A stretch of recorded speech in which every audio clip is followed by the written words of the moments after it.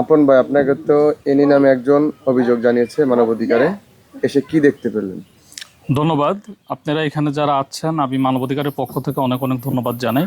দেখেন, ভুক্তভোগী এক বোন যার নাম হচ্ছে অ্যানি, উনি হচ্ছে আপনার ইতালি প্রবাসী।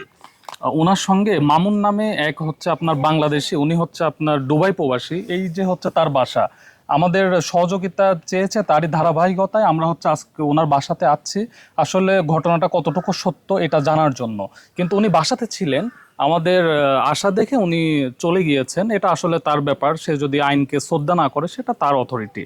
এখন এখানে ভুক্তভোগী যে বোন অ্যানি আছেন, ওনাকে বিভিন্নভাবে এই মামুন হ্যারাসমেন্ট করছে। এবং কি তার হচ্ছে, যেহেতু তারা হাজব্যান্ড ওয়াইফ ছিলেন এমনটা মামুন বলতেন, কিন্তু এটা হচ্ছে একমার ফেক। অর্থাৎ উনি লিগেল হয়তো কোনো প্রকার কোনো বিয়ে, বৈধ বিয়ে হচ্ছে অ্যানি নামে ওই বোনকে করেননি। অর্থাৎ উনি প্রতারণার শিকার হয়েছে। তারই ধারাবাহিকতা উনি মানবাধিকারের সহযোগিতা চেয়েছেন, আমরা এখানে আছি।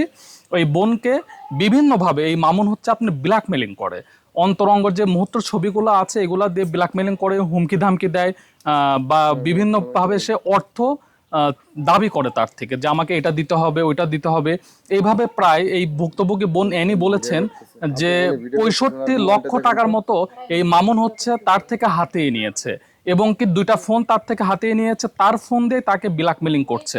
এখন আপনারা যারা মিডিয়ার ভাইরা আছেন, আপনাদের মাধ্যমে একটা কথাই বলতে চাই, যে দেখেন, প্রেম ভালোবাসা বিয়ে এটা অপরাধ নয়, কিন্তু এটা সুযোগ নিয়ে যদি কেউ ব্যক্তিগত স্বার্থ হাসিল করতে চায়, এটা ডেফিনেটলি অন্যায়। তো সেই জায়গা থেকে অ্যানি নামে যে বোনটা আছেন, উনি মানসিকভাবে হ্যারাসমেন্ট হচ্ছেন, ওনাকে মানসিকভাবে বিভিন্ন হ্যারাসমেন্ট করা হচ্ছে।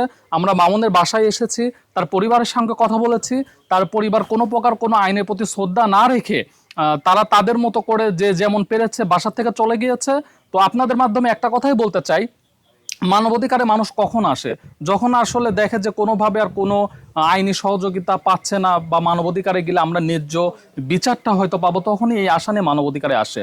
আর আমরা মানবাধিকারের পক্ষ থেকে কিন্তু চেষ্টা করি যে মানুষের সর্বোচ্চটা দিয়ে পাশে থাকার, সহযোগিতা করার। আপনারা ইতিপূর্বে দেখেছেন যে আমাদের কাছে বিভিন্ন শ্রেণীর মানুষ এসেছে।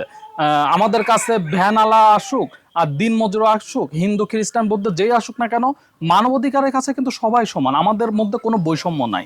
তো সেই জায়গা থেকে আপনাদের মাধ্যমে একটা কথাই বলতে পারি, যেহেতু সে কোনো প্রকার আপনার হচ্ছে তথ্য দিয়ে আমাদের সহযোগিতা করেন নাই, বা তিনি আইনের প্রতি কোনো শ্রদ্ধা রাখেন নাই, তো আমরা মানবাধিকারের পক্ষ থেকে আমরা অফিসে গিয়ে বিষয়টা জানাবো।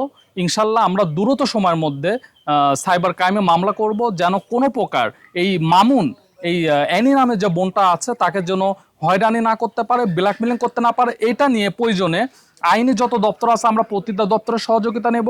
এবং কি মামুন যদি তারপরে ব্ল্যাকমেলিং ধারাবাহিকভাবে চালাইতে থাকে, আমরা মাননীয় প্রধানমন্ত্রীর দপ্তরেও যদি যেতে হয়, আমরা অবশ্যই মানবাধিকারের পক্ষ থেকে যাব। আর মানবাধিকারের পক্ষ থেকে এখানে আমাদের যিনি হচ্ছে আইনজীবী আছেন, বাংলাদেশ সুপ্রিম কোর্টের যিনি আইনজীবী এখানে আছেন বিষয়টা জানার জন্য, কেননা এই মামলাটা তিনিই পরিচালনা করবেন। এই জন্য আমাদের চেয়ারম্যান স্যার, মহাসচিব স্যারের নির্দেশে তিনি ঘটনাস্থলে আছেন বিষয়টা জানার জন্য। আপনারা তার সঙ্গে কথা বলতে পারেন।